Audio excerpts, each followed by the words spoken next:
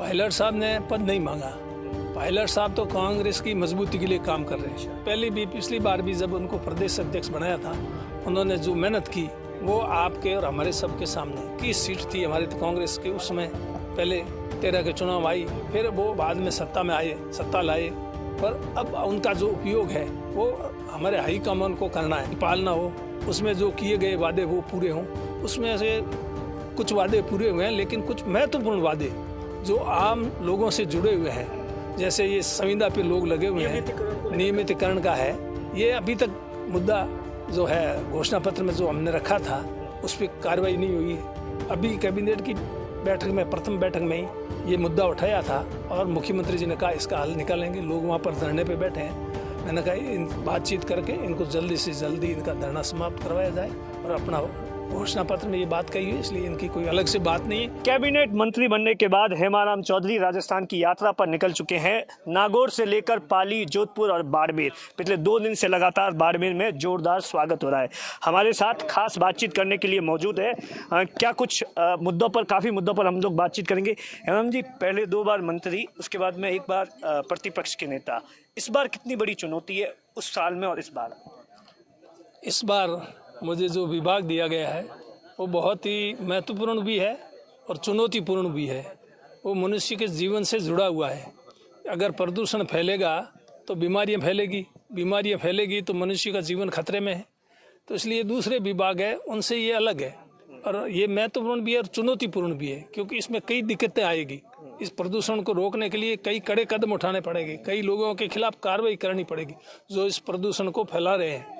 तो इसलिए चुनौतीपूर्ण है, लेकिन फिर भी मैं उम्मीद करता हूं कि मैं इस चुनौतीपूर्ण काम को भी ठीक से कर पाऊंगा, ऐसा मेरा प्रयास रहेगा। उस समय की राजनीति और अब की राजनीति में भी काफ़ी बदलाव आ गया है। सब कुछ बदलाव ही आ गया है। 1980 में जब मैं पहली बार विधायक बना, उस समय चुनाव लड़ा था मैंने।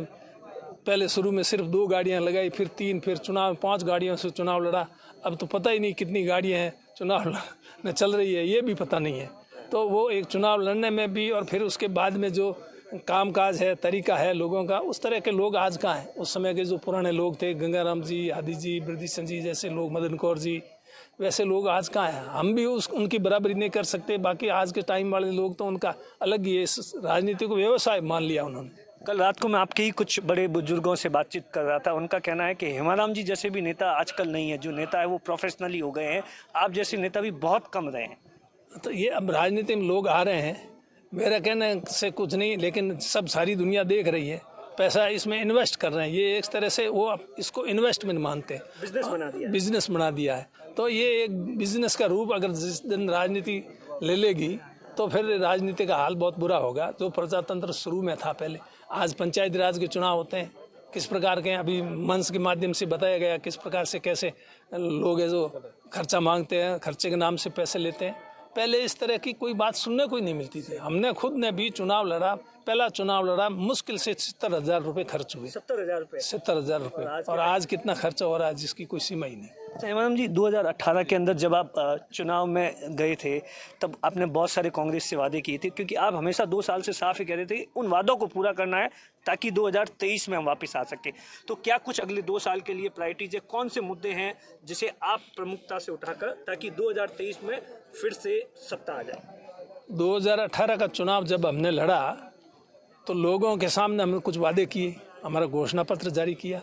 तो मुख्य रूप से जो हमारा घोषणा पत्र है उसकी पालना हो, उसमें जो किए गए वादे वो पूरे हों।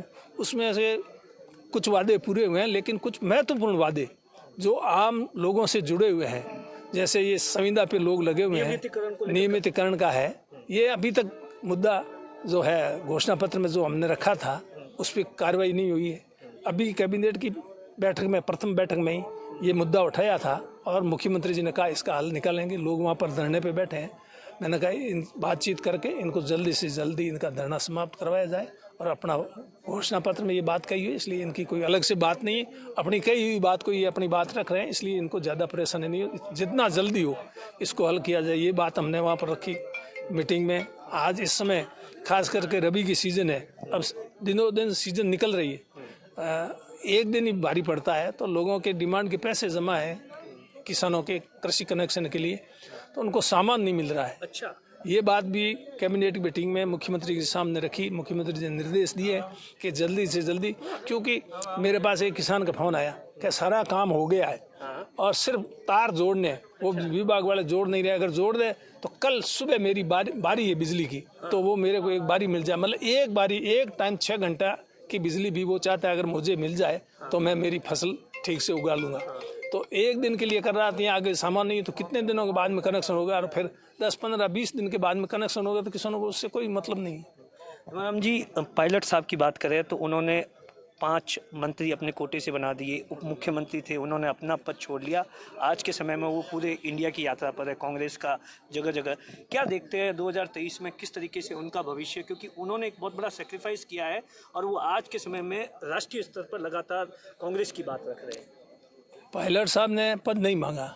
पायलट साहब तो कांग्रेस की मजबूती के लिए काम कर रहे हैं। पिछली बार भी जब उनको प्रदेश अध्यक्ष बनाया था, उन्होंने जो मेहनत की वो आपके और हमारे सबके सामने। यहाँ बाड़मेर जिले में गांव ढाणी वो घूमे, रात को एक चौटन में एक ढाणी के अंदर रात को रुके, और फिर सांचौर के अंदर जो बाढ़ आई 1 हफ्ता तक उस बाढ़ में वो दिन और रात लगे रहे। मेरे को भी यहाँ से साथ ले गए, तो मैं भी उनके साथ 6-7 दिन रहा।